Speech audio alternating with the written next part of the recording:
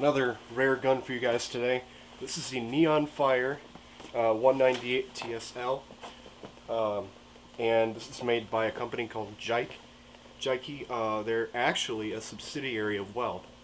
They use a lot of the same attachments in their packaging. There's Chinese all over it. So let me just get the pistol itself out, and then we'll take a closer look at this gun. Okay, comes with this nice little manual. I believe this is complete in box. There's no laser or anything, although there does appear to be a slot for one. It shows you instructions on how to throw all this bullshit on. Okay, this is the Elite Street Fighter Advanced Tactical Solution. Some safety warnings.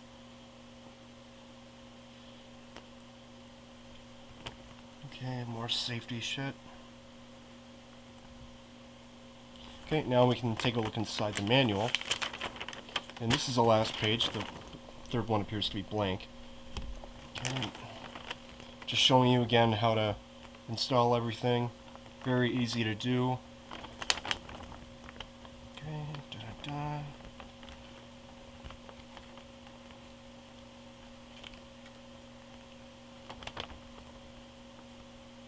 Pellet drop at the top, apparently. Okay.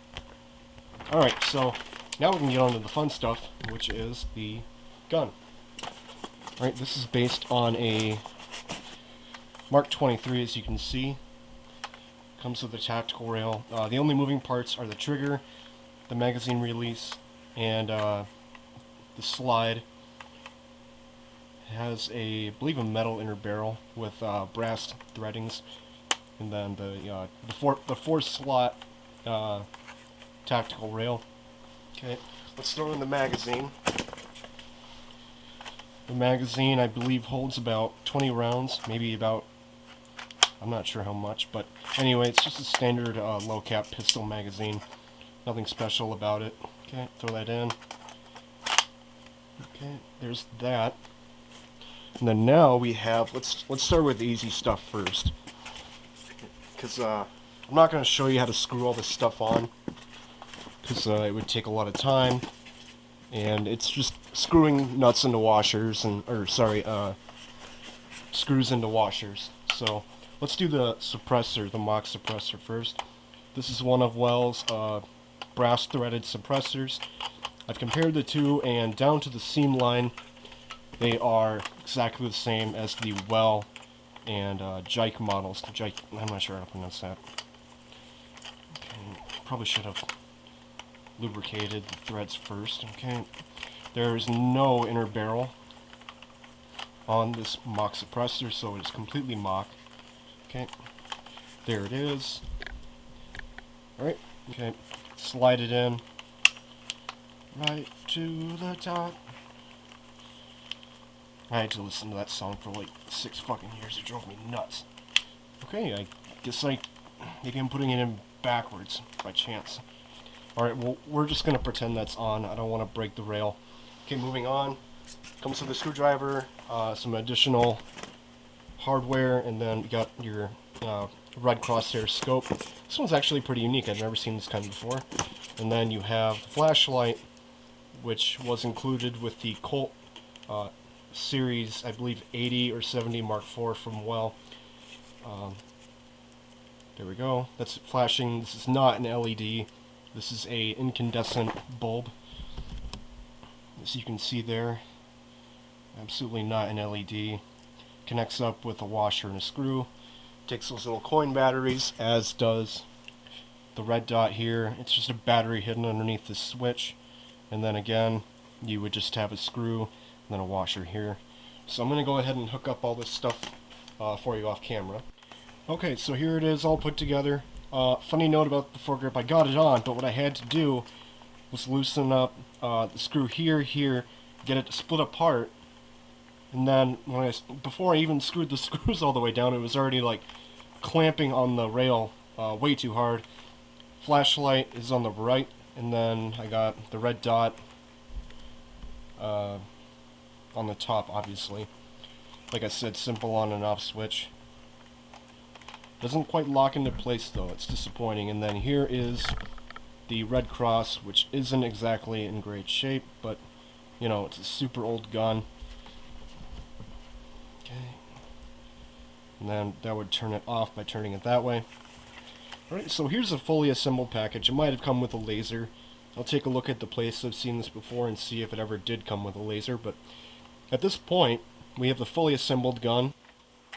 Alright, so I got a bit more hands on with this gun. I fired in my basement. Hop-up capability is indeterminate. Cannot launch a .20, but it can launch a .12. Although I think .12s just naturally curve up by default. The mock suppressor does work. It does change the sound of the gun. The foregrip, I had to unscrew these two screws on the bottom to spread it out enough to fit on the bottom rail here. Speaking of which, this Mark 23 unrealistically has a bottom weaver rail. The chamber doesn't open up. And then, like I said, nothing else on the gun moves except for the magazine release, and trigger. So this gun is actually much more effective with just the iron sights built in, unless you can find a different red dot. Speaking of on the red dot is not adjustable. These turrets don't move at all, so if the gun is off, you're basically fucked. Unless you can find like a cheap double eagle red cross sight. Which are very good for the price, about $10. Anyway, take the foregrip off. The foregrip does hold well enough without the hardware, you know, and it kind of helps stabilize the gun. Not much. It's more just adding weight, which stabilizes the barrel. And then let me take this guy off. I'll put it back on to show you how it sounds with and without. So this gun is actually super consistent. Even with .12s, it was shooting about, what was it? I want to say 153.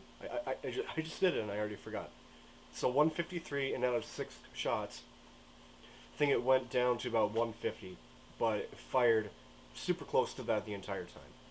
And then with .20s, it was doing, I think, like 108, and then it never went from 108 past 109 and below. Super consistent gun. Magazine holds roughly 20 rounds. And well, I think that's everything. If you want to take the Riz rail off, it's just a bunch of screws. There's 5 of them along the top and on the bottom. Be wary of the nuts that come out of the back, but I like this gun way more without the rail on it, so I suppose now I gotta shoot it, right? Pretty easy gun to cock back. Hello Kitty target, 11.5 feet away.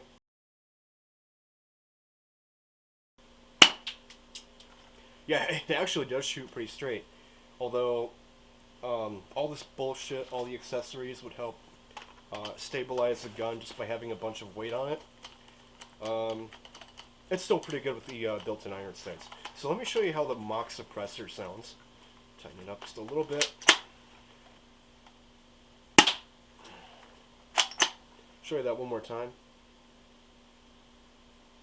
Oh, it appears to be deflecting. Shit. Is it crooked? Okay, so the mock suppressor kind of rotates and then it curves off from the outer barrel, so I gotta be really careful about that, which is unfortunate. There we go. So I just have to loosen it up just a little bit. There we go. That sucks. Alright, so now it's starting to curve off, so I'm going to take that suppressor off and then do it one more time. So this gun's okay without the suppressor on it. I'd say this is good for plinking, and that's about it. I'm not sure what it retailed for. Probably would have been a good cheap gun. Although, considering Neonfire rebranded it, probably would have been something like $60 in 2007 money, which is just a fucking ripoff, right?